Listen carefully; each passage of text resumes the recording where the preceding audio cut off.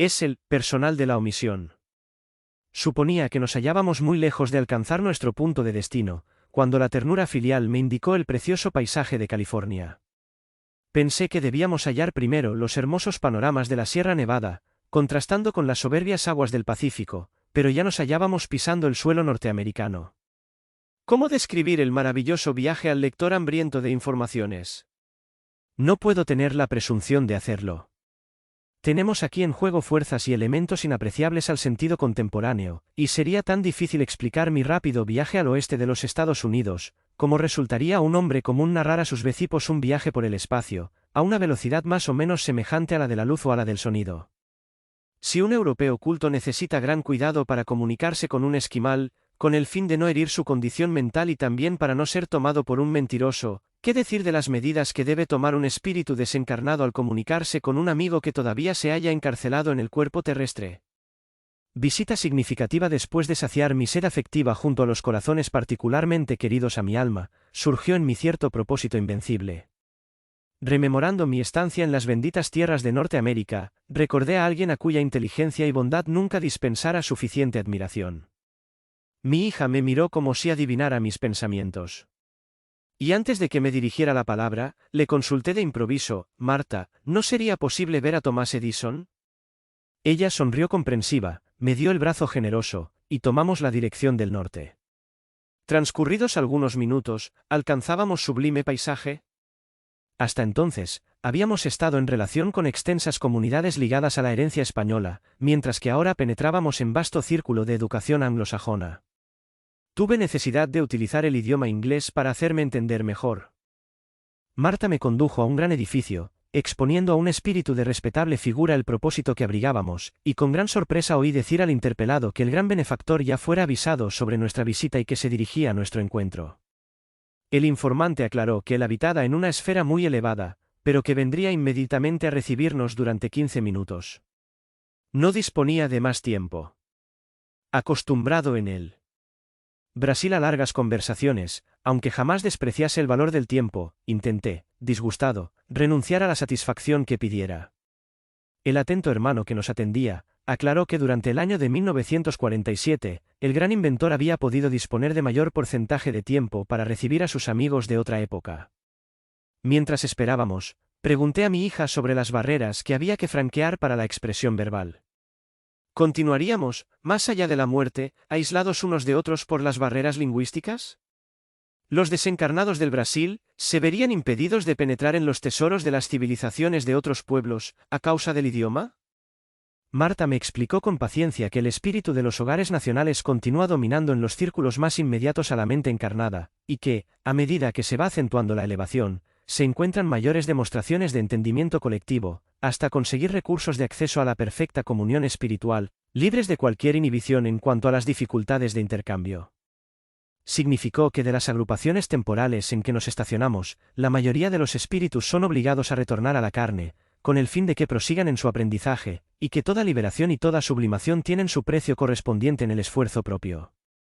Si nos hallamos en el estado A, por más que deseemos avanzar al estado B, no lograremos tal ventaja sin preparación, servicio y aplicación. La palabra de un gran benefactor. Permanecíamos entretenidos en aquella conversación reconfortante, cuando vimos a Edison en persona. Era tal la luminosidad que coronaba su venerable cabeza, que tuve ímpetus de arrodillarme. Avancé hacia el perturbado por el júbilo y quise besarle las manos.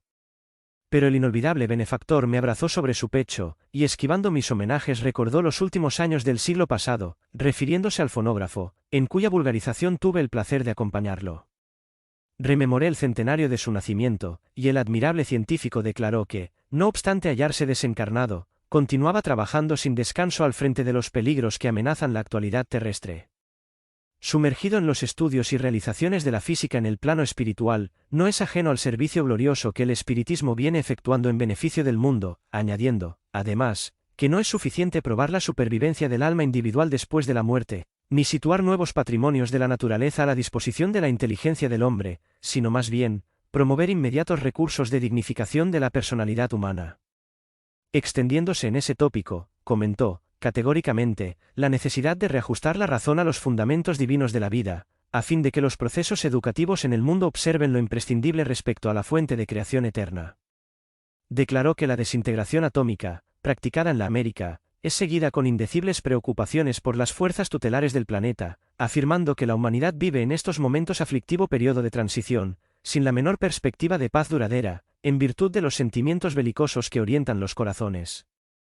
En ningún tiempo, aseguró sin afectación, hubo tan grande impositivo de entendimiento y aplicación de las enseñanzas de Jesús, pero, hasta que los principios del cristianismo gobiernen a las criaturas, de manera general, reinarán entre ellas, periódicamente, el hambre y la sed, la guerra y la enfermedad, la injusticia y el miedo, la destrucción y la ruina.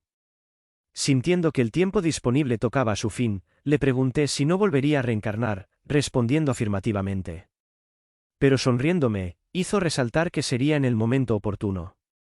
Le pregunté además sobre la continuidad de sus inventos maravillosos, con especial mención sobre la luz eléctrica, contestándome sonriente, el Creador es Dios, nuestro Padre.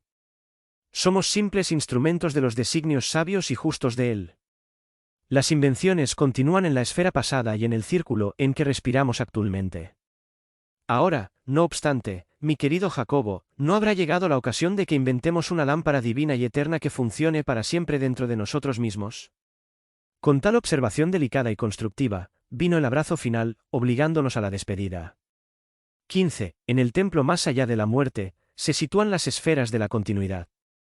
Si el hombre común consiguiese detener el curso de los pensamientos de segundo orden, durante algunos minutos del día, para reflexionar en la grandeza de la vida sondeando las realidades de la muerte, seguramente evitaría las cadenas del mal que lo sujetan a las recapitulaciones expiatorias.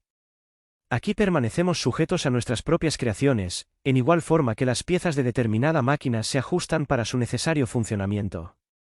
El que se aflige por la falta de posibilidades materiales o en la angustia del tiempo, que haga el bien a sí mismo. El que se lamenta en el cautiverio del crimen, que se esfuerce por huir de sus garras, dedicándose al socorro de sus semejantes. El que se demora en el sueño del vicio, que honre la mano áspera que lo despierta y lo prepara para la caridad regeneradora. Cada día que pasa para el hombre encarnado, parece gritar a sus oídos, aún es tiempo. Aún es tiempo. En preparación después de prolongadas meditaciones, llegara el día en que yo debía ser recibido en el gran templo.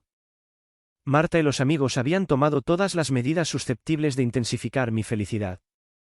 Las criaturas del parque transportaran enormes cantidades de flores blancas como la nieve, y en nuestra dichosa casa, se hizo oír elevada música durante varias horas, advirtiéndome mi querida hija sobre la necesidad de mantener la mente alejada de todas las preocupaciones alusivas a la vida física. Sería abrazado por muchos amigos, trazaría nuevas directrices para la lucha, y la preparación adecuada debía ser un deber en mí, me aconsejaba mi bondadosa hija. Antes de la hora prevista, Andrade vino a nuestro encuentro, avisándonos que por la noche, efectivamente, quedaría solucionado mi problema de trabajo. Volvería a ver a muchos compañeros, pero yo estaba muy lejos de imaginar que volvería a encontrarme con la mayor parte de los espíritus con los cuales había convivido personalmente en las sesiones de labores realizadas en la tierra. La muerte nos dirige a los objetivos que procuramos. Los dictadores crueles no solamente tienen bajo su mando a los servidores que se corporifican en la tierra, sino también a los asalariados invisibles que estimulan sus propósitos inferiores. El hombre que se convierte en instrumento de la bondad y de la salvación, aunque no lo sepa, recibe el concurso de muchos hermanos interesados en los servicios de elevación propia en pleno santuario por la noche, cuando las constelaciones aparecían en el cielo azul, todos, en blanco ropaje, nos dirigíamos al santuario. En el fulgurante atrio, me esperaban muchos amigos del espiritismo brasileño. Me extendieron sus brazos, y no obstante hallarme avergonzado por no poseer un halo brillante mientras todos ellos aparecían envueltos en aureolas luminosas, penetré en el interior. Subirnos y subimos, hasta que en un salón adornado y amplio, varios hermanos, que yo no conocía, me recibieron generosamente. Tal vez inspirado por Marta, un admirable grupo orquestal ejecutó la obertura de La Gase Ladra, de Rossini. Con qué emoción acompañé aquella música ejecutada con suave encanto.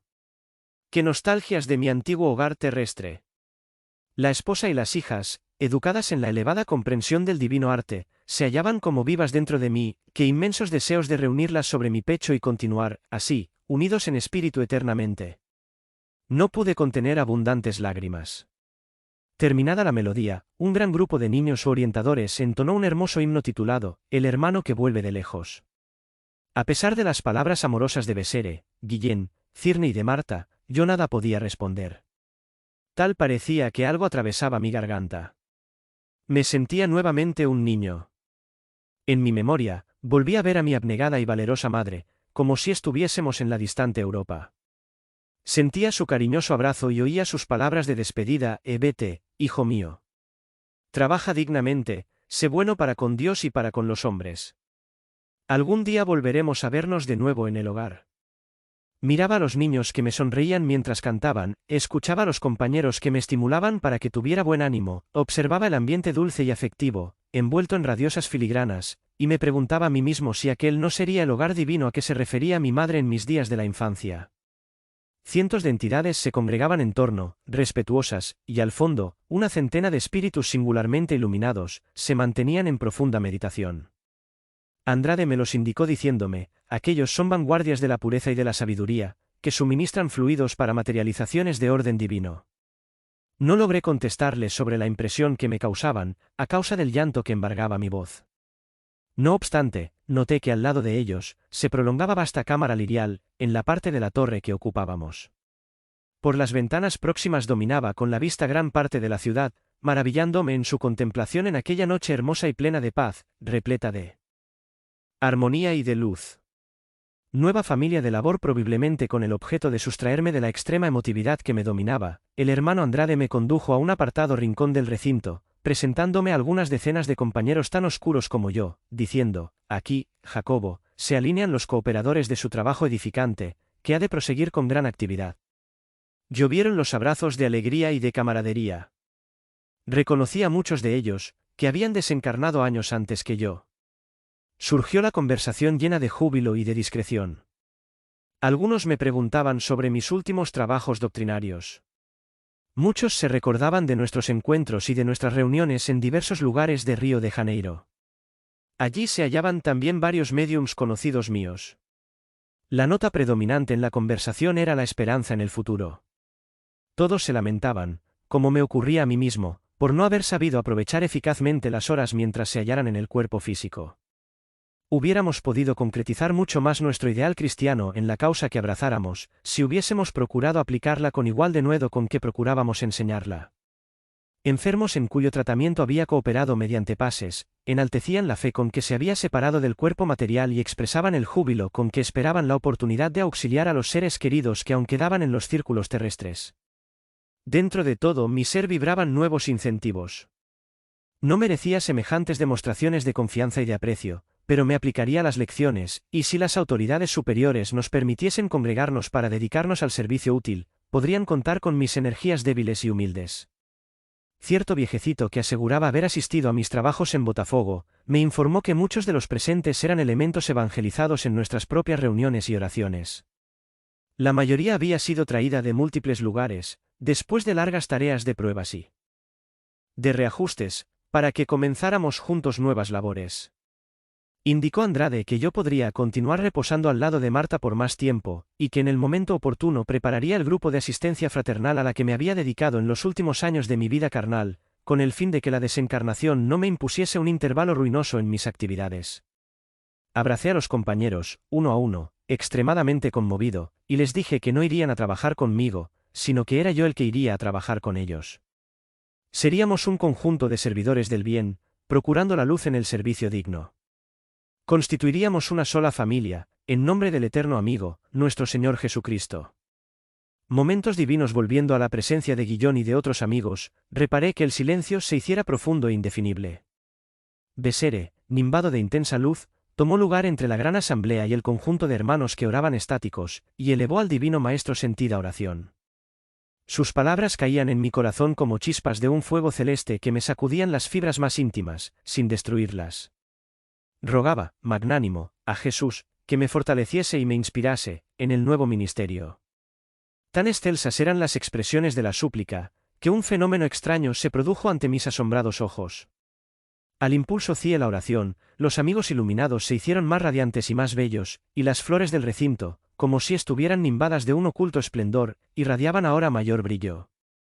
Las lámparas, allí, eran las almas inflamadas de amor, y la claridad que se esparcía, intensa y divina, no alarmaba el corazón. Pétalos de fluidificada sustancia azul comenzaron a caer sobre nosotros, portadores de delicado aroma, y se deshacían suavemente sobre nuestros frentes, como si obedeciesen a la amorosa apelación del sublime hermano. Marta me amparaba, porque las lágrimas de dicha, aunque tranquilas, me hacían temblar, abatido y trémulo. Cuando Besere terminó, oh intraducible maravilla. En la blanca cámara, surgió, de repente, una estrella cuyos rayos llegaban a tocar el suelo. Eran tan conmovedoras las vibraciones que se esparcían por el recinto, que no pude soportar la compañía de aquellos seres iluminados. Me aparté, instintivamente, para el lugar en que se hallaban los compañeros de organismos opacos. Marta me siguió, pareciendo un ángel guardián presuroso y dulce, y recordando la hora en que la viera, cariñosa y linda, en las labores de materialización en Pará, en 1921, cuando todavía me hallaba en la tierra, me arrodillé humildemente, acompañándome ella en aquella acción. Guillón y los otros me miraban con lágrimas en sus ojos, y contemplando la estrella que estaba comenzando casi imperceptiblemente a tomar forma humana, grité, sollozando, diciendo que yo no era digno de aquellas manifestaciones de aprecio y que tampoco era merecedor de aquella visita divina que comenzaba a revelarse. Fortalecido por sobrehumano valor, confesé mis faltas y puse de relieve mis defectos, en voz alta, abiertamente, sin omitir error alguno. Declaré que por mí hablaba la sombra que me envolvía, y afirmé que no debía ser examinado por un amigo, y sí juzgado en calidad de reo, merecedor de justa condenación. Conmovidos tal vez por la exaltación a que me había entregado, Guillón, Sayao, Cirne y Chutel dejaron la posición que ocupaban, vinieron a nuestro lado, y levantándonos a Marta y a mí, emocionados, nos sostuvieron en pie entre sus brazos cariñosos y amigos. 16. La palabra del compañero. Por más que intenten los mensajeros espirituales describir la grandeza de las demostraciones del alma eterna en los oídos del hombre que permanece en el mundo, jamás se encontrará recursos con que expresar la realidad. Sometido a saludables limitaciones, el espíritu encarnado es incapaz de traducir la belleza celeste. La sensibilidad desarrollada en la ciencia o en la virtud, la percibe como un relámpago fugaz, intentando aprisionarla. En la palabra, en el sonido y en el color accesible a la apreciación humana, pero los artificios de la inteligencia no son suficientes para fijar la claridad divina. Estático y asombrado, noté que la estrella se transformaba lentamente. De la nebulosa radiante, alguien se destacó nítido y reconocible para mí. Era el magnánimo Bittencourt Sampaio, cuya expresión resplandeciente constituía lo que podía designarse como un ser angélico. Lo rodeaban amplias aureolas rutilantes. Sorprendido y avergonzado, traté de retroceder, pero no lo conseguí. Intenté arrodillarme, pero Guillón me sostuvo en sus brazos. Poniendo su diestra sobre mi frente, continuó diciendo con nobleza y sinceridad: «Te hiciste bien, Jacobo, relatando tus propias faltas en este plenario fraternal. La infinita sabiduría designa tribunales para juzgar a aquellos que no la conocen, porque la ignorancia reclama lecciones, a veces rudas, de los planos exteriores, pero los hijos del conocimiento santificante, se condenan o se salvan a sí mismos. Los sordos voluntarios exigen fenómenos clamorosos en el terreno de la expiación, para que se les desarrolle la acústica, y los ciegos de ese jaez piden medidas espectaculares, en los círculos del dolor, con el fin de que se les dilate la visión. Para nosotros, por tanto, que aceptamos la gracia de la revelación divina, semejantes providencias son inútiles. La propia conciencia labra en nosotros irrevocables arrestos. Somos el fruto de nuestra siembra. Erramos y acertamos, aprendiendo, corrigiendo y perfeccionando siempre, hasta lograr la conquista del supremo equilibrio. No te aferres, pues, a las sombras destructoras del remordimiento, de la queja. ¿Quién ha pasado incólume sobre los precipicios de las pasiones humanas, a no ser el amado Maestro? Sin gestos convencionales, sin ninguna actitud que denotase afectación, saludó a la asamblea y se dirigió hacia mí, pronunciando frases que yo no merecía. ¿El juicio de nosotros mismos, nuestro? ¿Qué aprendiz ha alcanzado todas las enseñanzas de una sola vez? Calma el corazón de discípulo y concentra tus esperanzas en los benditos días del futuro. La muerte para todos nosotros, que aún no hemos alcanzado los más altos niveles de la humanidad, es una pausa bendita en la cual es posible abrirnos a la prosperidad en los principios más nobles. Atesoramos aquí para distribuir más tarde bendiciones de vida inmortal en las oscuras esferas de la reencarnación. Respiraremos ahora la armonía y la paz a que hemos sido conducidos, a fin de portar después su sublime estandarte entre los compañeros que, aun arrojados en la carne, duermen en las tinieblas de la discordia y de la ilusión. Somos células de la humanidad militante, en busca de la humanidad redimida. Herederos de muchos siglos de experiencia carnal, es imposible lograr la definitiva ascensión, de un día para otro. Es indispensable planear el bien y realizarlo, sembrar la felicidad y recogerla, a costa de sudor y sacrificio en el trabajo personal. Abre el pensamiento al rocío del ánimo bueno. No te detengas en la aflicción vacía. Regresaremos a la escuela de la aplicación, en la carne distante, y se hará necesario emplear nuevas energías en las recapitulaciones imprescindibles. Ante las bendiciones de la labor produciéndose un ligero intervalo en la palabra amorosa y venerable, deseé preguntarle sobre la continuidad de mis trabajos, en vista de los informes que allí recibiera del hermano Andrade, pero antes de que pudiese expresarme verbalmente, confirmó generoso: te ocuparás en el servicio, de ahora en adelante, en compañía de los mismos compañeros de la bendita lucha. Los círculos de vida que poblamos ahora, son de continuación. En la experiencia humana, tenemos la siembra. En la vida espiritual que nos es accesible, comienza la cosecha. El favoritismo no existe en el gobierno universal. La infinita sabiduría solamente nos indica, a través de la ley. Hay espíritus que se preparan en el mundo para la bendita primavera del trabajo pacífico en la esfera superior, y hay otros que se encaminan, voluntariamente, hacia el invierno de las angustias y de las tinieblas, tan pronto como dejan el cuerpo material. Todos aquellos que de alguna manera estuvieron en tu compañía en la fraterna comunión de intereses espirituales, constituyen la legión afectiva con la cual seguirás hacia adelante, distribuyendo el amor, la luz y la verdad.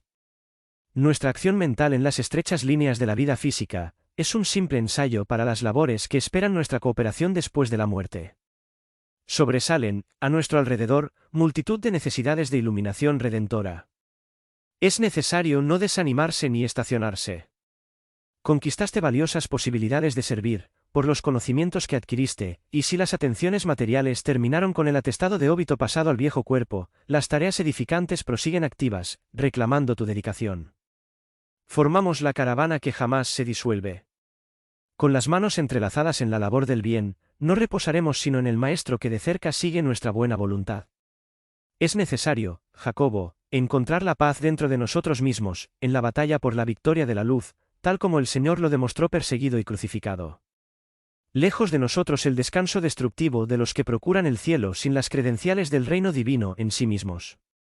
Las olvidadas virtudes de iluminación interior, compadeciéndose de mis abundantes lágrimas, levantó mi rostro con su diestra y mirándome bondadosamente, continuó: lamentas no poseer, ya, más amplio desenvolvimiento de la luz interna. Con todo, cualquier desaliento de nuestra parte en el esfuerzo salvador, significa indebida reacción de nuestra voluntad caprichosa contra los soberanos y justos designios de arriba. No nos detengamos a examinar la exigüidad de nuestros recursos. Dilatémoslos utilizando las posibilidades que Jesús nos confió. En las tropelías de la agitación carnal, casi siempre nos olvidamos de las virtudes susceptibles de ser encontradas en los carriles apagados y anónimos del valle. Nuestra visión, en tales circunstancias, está concentrada sobre el cúmulo de la organización social provisional a la que servimos, y en la imaginaria montaña de los honores terrenales, coronada no obstante de ventajas respetables, y esperamos el bienestar y el placer, la sagacidad y el dominio, las facilidades temporales y las consideraciones fantasiosas a nuestro personalismo poco digno, olvidando por completo, a veces, los dones sagrados del deber humilde y desconocido. Cediendo a los impulsos que presiden nuestros instintos primitivos, nos despreocupamos de adquirir simplicidad y amor, paciencia y renunciación, resignación y esperanza, dádivas de la vida eterna que el héroe celestial nos ofreció a los pies de la cruz. Nos impresionamos con el Salvador en las claridades sublimes de la resurrección, pero olvidamos al Maestro crucificado. Nos agrada disponer, pero aborrecemos obedecer. Procuramos la autoridad, pero desdeñamos la disciplina. Ejercemos severo examen sobre los actos ajenos, sin establecer la más mínima vigilancia sobre nuestro propio corazón. Nos entendemos perfectamente con el ruido y con la liviandad del mundo que envuelve nuestros sentidos inferiores, pero raramente nos comunicamos con el espíritu sublime del Cristo, en la propia conciencia. Sabemos caer deprisa, pero difícilmente nos decidimos a levantarnos. Nos adornamos con las flores de un día y perdemos los frutos de la eternidad. Nos habituamos a pedir las bendiciones del Eterno, y, cuando las recibimos, nos disponemos a dormir indefinidamente. Llenamos la tierra de palabras brillantes, olvidando que la victoria en el bien es más concreta en aquellos que oyen el consejo sabio y lo aplican. Es por esto, amigo mío, que llegamos sin lámpara propia a las eminencias de la vida, incapaces de contemplar el brillo solar por nuestra deficiencia de luz. Pero el Todo Misericordioso jamás nos cierra las puertas del servicio de elevación. Aquí también encontrarás las bendiciones de la lucha, en cuyo aprovechamiento encenderás la propia lámpara para la jornada. Sin las cualidades que santifiquen el carácter, dignifiquen la personalidad, espiritualicen el raciocinio, e iluminen el corazón, es impracticable la felicidad en los más gloriosos mundos. La lámpara puede ser tímida y pobre, no obstante, si posee material equilibrado y perfecto para sintonizarse con la sed de la fuerza, producirá luz y belleza, en silencio. Renovémonos así, embelleciendo nuestras posibilidades interiores, para que podamos comunicarnos con el supremo donador de la vida, a través de los hilos invisibles de amor que lo unen con el universo infinito. Deja, Jacobo, que rujan las tempestades en el mundo, olvida las recordaciones violentas del pasado, emerge del hombre viejo, y dirígete hacia lo alto. ¿Entonces ha de irradiar tu luz brillante y pura? Amemos el trabajo transformador. La vida nada debe a los inútiles. Somos ramas de la vid divina, y nuestra felicidad exige la savia inmortal que procede de las raíces profundas. Sin ese alimento, nos convertimos en gajos secos e improductivos. Atraviesa valeroso esta hora de transición. Reanímate en el Señor, y no desfallezcas. Volví a final de la reunión inmediatamente, como si deseara sustraernos a la idea del ceremonial, pasó a conversar naturalmente con nosotros. Se refirió a los compañeros que compartían con él las actividades de la esfera en que se encontraba, y entabló particular conversación con Guillón sobre la evangelización en el Brasil, y las angustias del mundo moderno. 4 entidades más, ligadas al fraternal mensajero, se habían materializado en forma armoniosa y fulgurante. Me abrazaron con cariño y cantaron con los niños orientadores un delicado himno consagrado a Jesús. En derredor mío los dulces entusiasmos de la buena nueva, trazaban planos de sagrada cooperación con él. Cristo. Se referían los amigos presentes a la multitud de espíritus fanatizados en el mal y a los sufrientes desencarnados de todos los matices, examinando recursos para iluminarlos, ampararlos y auxiliarlos, pero, a pesar del interés con que observaba los proyectos de renovación redentora, no tenía para conmigo mismo sino lágrimas de compunción y de gratitud. Otros cánticos se hicieron oír, conmovedores y hermosos, y cuando Bittencourt Sampaio y los suyos se despidieron en deslumbramiento de júbilo, sentí el principio de una revolución interior, de profundas consecuencias para mi futuro. Perdiera momentáneamente la curiosidad enfermiza que me orientara hasta entonces. La claridad de los otros había acentuado mi oscuridad. Mi inquietud característica se centralizara. ¿Por qué avanzar en el conocimiento intelectual con el alma a oscuras? Tenía que cambiar de rumbo. En realidad, fuera agraciado por la benevolencia de muchos amigos que rodeaban mi espíritu de atenciones y de ternura, pero en lo recóndito de mi ser, estaban las señales de mi falta de adaptación al reino del Señor, que yo ambicionara servir, antes de extenderlo a los demás, era indispensable construirlo dentro de mí mismo.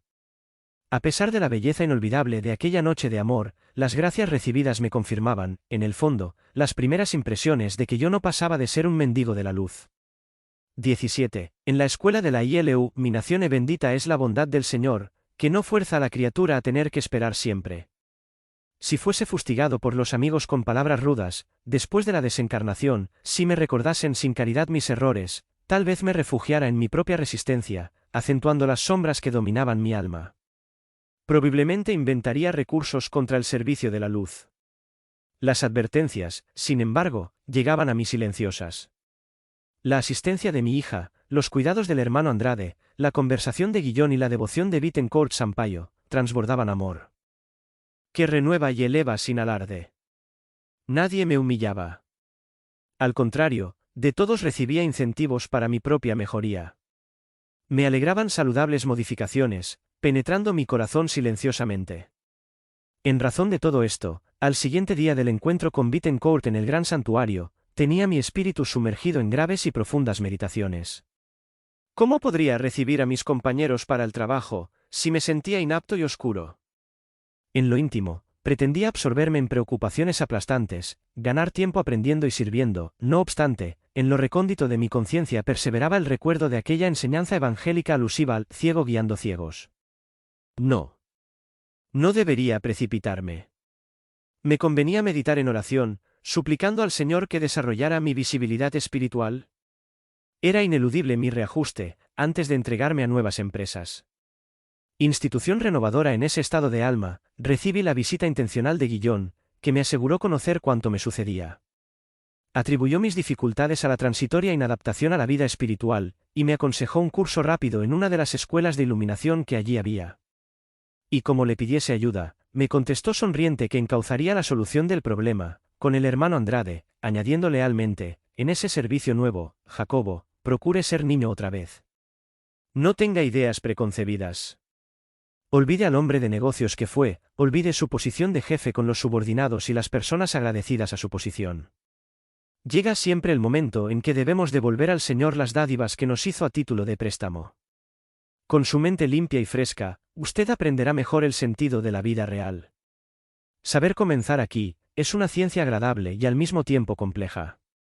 Escuché atentamente el consejo, y después de breve intercambio con mi hija, fui conducido por el hermano Andrade a una de las dependencias del mismo templo que visitáramos en la víspera.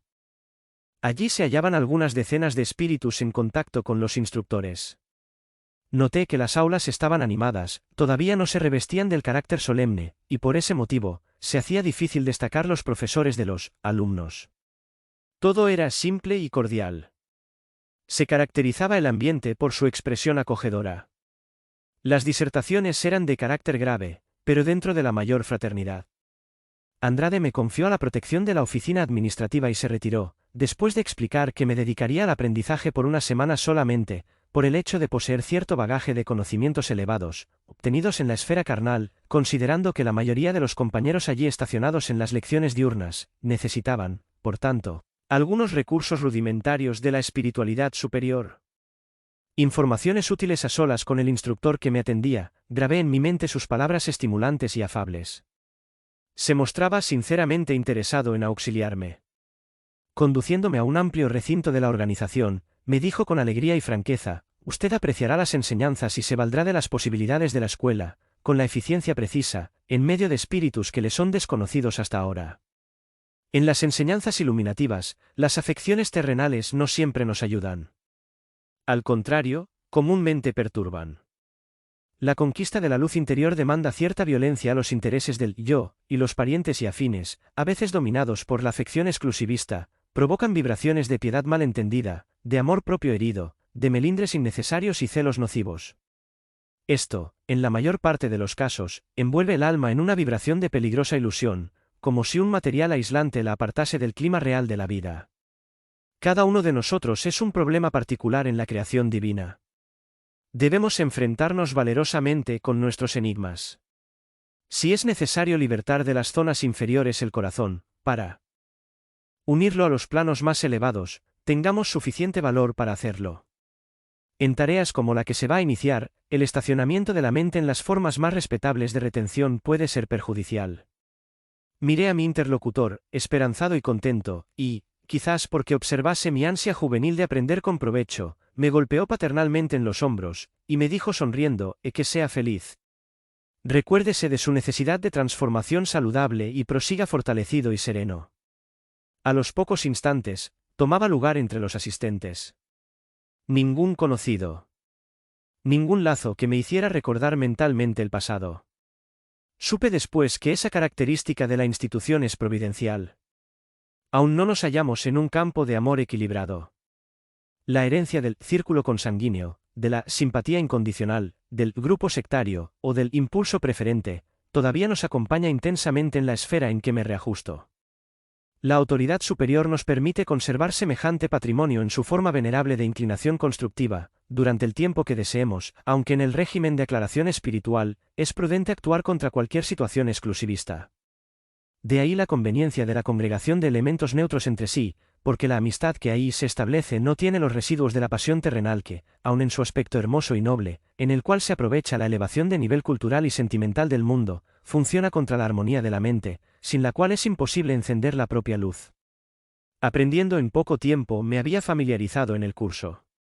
La organización se dedica al suministro de valores educativos a los espíritus procedentes de la esfera carnal, portadores de grandes compromisos en los desvíos del bien. Es curioso observar que la mayoría de los alumnos se encuentran en la situación del hombre necesitado de un metal precioso, que hubiese permanecido mucho tiempo junto al filón aurífero, olvidando su propio objetivo. Los profesores son incansables en aclarar que en la reencarnación tenemos el más valioso instituto educativo, significando que en realidad todas las luchas terrestres tienen por objeto redimir al espíritu inflamado de virtudes celestiales. Hacen mucho hincapié en que, una vez en el cuerpo físico, el hombre olvida los imperativos de su permanencia en los distintos grados de la preparación, y se dedica a la conquista de inutilidades o ventajas efímeras, cuando no se erige en un tirano o en un crítico de sus propios hermanos de lucha. Vicia su mente en la ociosidad, ante la gloriosa bendición recibida, y, muchas veces, abandona la escuela de la carne en deplorables condiciones morales, por las deudas adquiridas en el mal uso del libre albedrío ante las leyes ineludibles que gobiernan la vida. En vez de respetar las materias de servicio redentor y utilizarlas en beneficio de sí mismos, los aprendices de la sabiduría, en la actuación terrenal, las utilizan con indiferencia en perjuicio propio, cuando no las aprovechan lamentablemente en la perpetración de faltas criminales.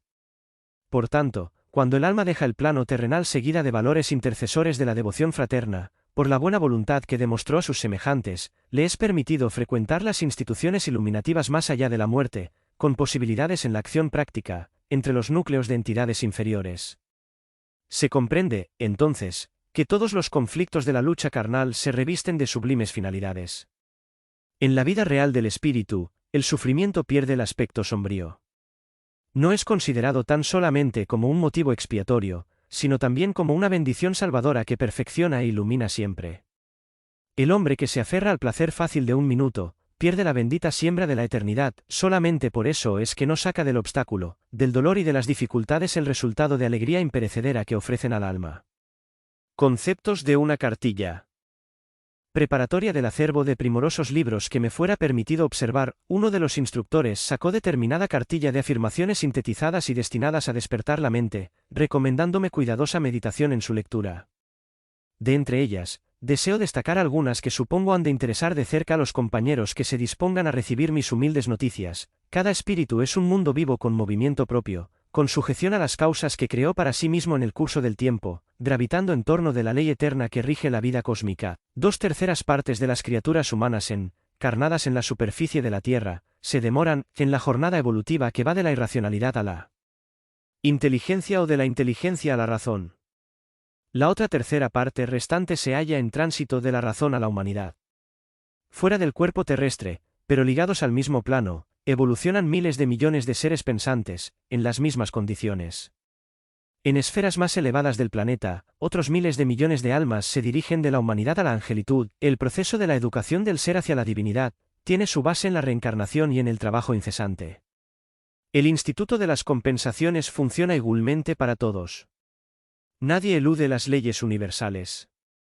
Con sorpresa, vine a saber que así como el suelo bruto ayuda al labrador y lo educa mediante el trabajo que lo mejora y enriquece, así también las inteligencias inferiores y rudas benefician a los espíritus superiores en conocimientos y en virtud, cuando se interesan en la dilatación de sus propios poderes, tal como en una agremiación escolar el lucro legítimo pertenece a aquel que enseña y se dedica a la preparación de alumnos distraídos o ingratos. Los casos agrupados en la escuela son dignos de mención especial. Los compañeros cuentan los más interesantes episodios en materia de fuga en las ansias de la felicidad definitiva. Huyeron lejos del tesoro de la santificación íntima, deliberadamente, por infantil recelo de sufrimientos y humillaciones. Perdieron grandes y benditas oportunidades de ascensión a las cumbres iluminadas, y ahora, tal como me ocurre a mí, reparan el tiempo menospreciado por medio de labor más intensa. Los recursos de la dignificación de la individualidad permanecen a la disposición de la comunidad planetaria en las diversas escuelas religiosas de la Tierra, escuelas que se diferencian en el culto externo, de acuerdo con los impositivos de espacio y tiempo, pero que, en el fondo y en esencia, se hermanan en la fuente de la eterna verdad, en que la integración del alma con la luz divina se realiza por intermedio del supremo bien. Jesús es el ministro de lo absoluto, junto a las colectividades que progresan en los círculos terrenales. Los grandes instructores del mundo, fundadores de distintos sistemas de fe representan mensajeros de Él, que nos gobierna desde el principio. Toda criatura humana posee en sí misma las semillas de la sabiduría y del amor. Cuando ambiente esos divinos gérmenes dentro de sí misma, y los desenvuelva ampliamente a través de los siglos incesantes, conquistará las condiciones del sabio y del ángel, que se revelan en la sublime personalidad de los hijos de Dios, en mayoría de edad divina. Mientras estuve en el cuerpo material, muchas veces, apresuradamente como si devorase algún alimento sin masticarlo, adquirí conocimiento de las instrucciones de orden superior. Pero allí a la vista de las circunstancias en que me encontraba, la lectura me obligó a serios pensamientos.